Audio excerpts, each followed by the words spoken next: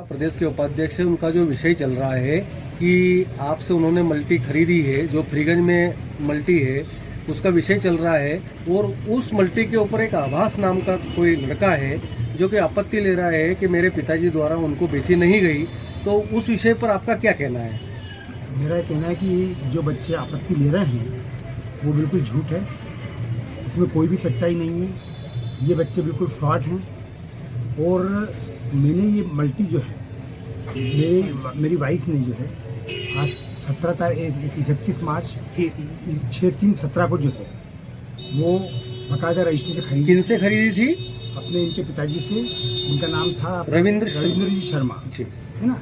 उनसे खरीदी है। और ये मल्टी नहीं खरीदी मैंने उनसे जो है सिर्फ ज़मीन खरीदी जी। और ये ज़मीन जो है खरीदने के बाद मेरी पत्नी ने जो है स्वयं के खर्च से इस मल्टी को बनवाया जी। बनवाने के बाद रजिस्ट्री में जो है रजिस्ट्री जब करवाई थी तब भी इन दोनों बच्चों की सहमति थी। इनके पिताजी ने रजिस्ट्री करी और इसके बाद भी जो है जब मल्टियाँ बनी, हमारी मल्टी बनी, तब भी जो है हमने इसका प्रकोष्ठ पास करवाया। उसमें भी इन दोनों आभास शर्मा और आशीष शर्मा की सहमति रही है। और इसके अलावा भी जो है अगर इनको कोई ऑब्जेक्शन लेना था तो रजिस्ट्री के 3 साल के अंदर ही ले सकते थे विधिवत, वो उन्होंने कुछ नहीं दी। इसके बाद इन्होंने जो है वो हमने भी पुलिस में कई बार इनकी कंप्लेंट भी करी, क्योंकि इन्होंने जो है सिर्फ हमें जब से ली इन्होंने मल्टी तब से हमें जो है ये फरवरी 2013 से जो है फरवरी 2019 को जो है इनको हमने किराएदार से दिया। आपने क्या इनको एक दुकान उसके अंदर किराए से दी थी, अनुबंध करके दी थी, या ऐसे ही दी थी? इनको सिर्फ एक दुकान हमने किराए से दी थी और वो भी किराया रसीद काट के दी थी और उस पर भी इनके हस्ताक्षर है। अच्छा, तो अभी जो है आपने उस मल्टी को किन को बेचा? अभी हमने मल्टी में श्री मालवी अपने चिंतामन जी मालवीय साहब को बेचा है।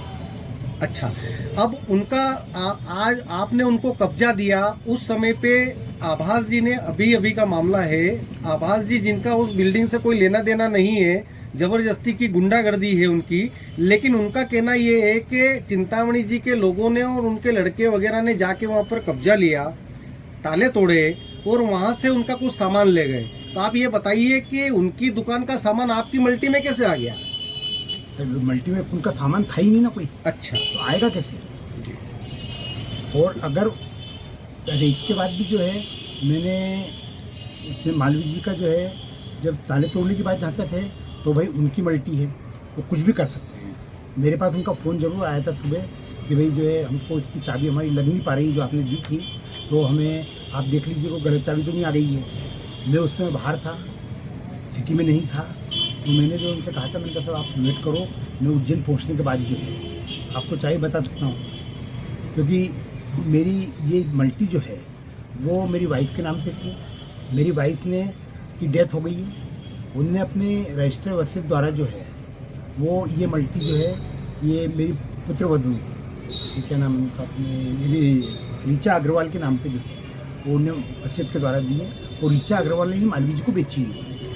इन लोगों द्वारा जो आभास है, इनको आपने जो किराए पर इनको नीचे का तल दिया था, नीचे की एक दुकान दी थी, तो क्या ये किराया समय पर आपको देते थे? इन्होंने सिर्फ जो है शुरू के 2 महीने का किराया जो है वो हमें चेक से दिया है, मतलब आरटीजीएस से, और बाकी 1 महीने का किराया फिर इन्होंने जो है नगद दिया।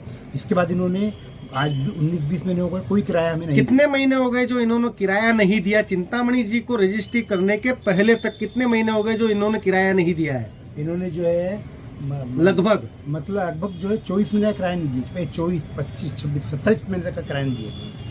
लगभग 27 महीने का किराया चढ़ा हुआ है इनके ऊपर। उनका कहना है कि ये बिल्डिंग मैंने बनाया है। बिल्कुल गलत है। अब कोई कुछ भी कह दे उसका तो मैं भी कुछ नहीं कर सकता।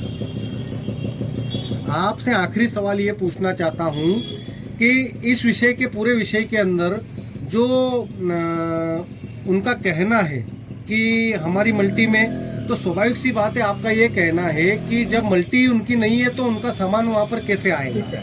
और उनका आरोप ये है कि हाँ वहाँ पर ताले तोड़े गए हैं, कैमरे तोड़े गए हैं, तो आपने कब्जा उनको दिया, आपका कहना है उनकी मल्टी वो कुछ भी करे, जी हाँ। आप सही कह रहे जी हैं। हाँ। वो मेरा सिर्फ आखिरी सवाल एक ये है आपसे कि क्या इस प्रकार के काम ये दोनों भाई आगे पीछे भी हमको सुनने में आया कि पीछे जो पड़ोस में जो मल्टी है जी हाँ। उसमें भी कहीं परेशान करने का कुछ जिक्र आया है? हाँ, इनके वो अंकल वगैरह आंटी है पीछे, तो उसको उस पर भी इन्होंने कुछ कब्जा कर रखा है, ऐसा सुनने में आया है।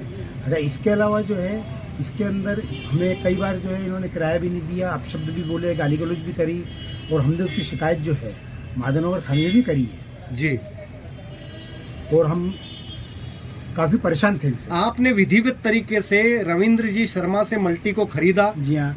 और खरीद कर आपने जो आभास शर्मा के निवेदन पर उसको किराए से भी उस बिल्डिंग को दिया, बिल्डिंग को नहीं दिया, मतलब सिर्फ नीचे कमरे को दिया। एक कमरे को दिया।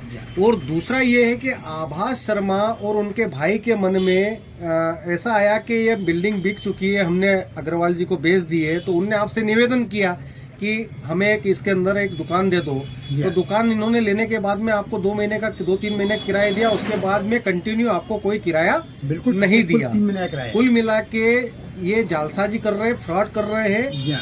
और दादागिरी पहलवानी करके इन लोगों ने वहाँ पर अभी भी कब्जा कर रखा है। कब्जा कर रखा है एक दुकान पर। हाँ, बस उसी एक दुकान पे कब्जा कर रखा है और न उसका किराया दे रहे हैं। न किराया दे रहे हैं। आज तक आपके पास में सिर्फ 3 महीने के अलावा कोई 3 महीने के किराया आज अलावा तक कोई नहीं किराया आया। नहीं आया। धन्यवाद अग्रवाल जी, थैंक यू। बहुत बहुत धन्यवाद आपको।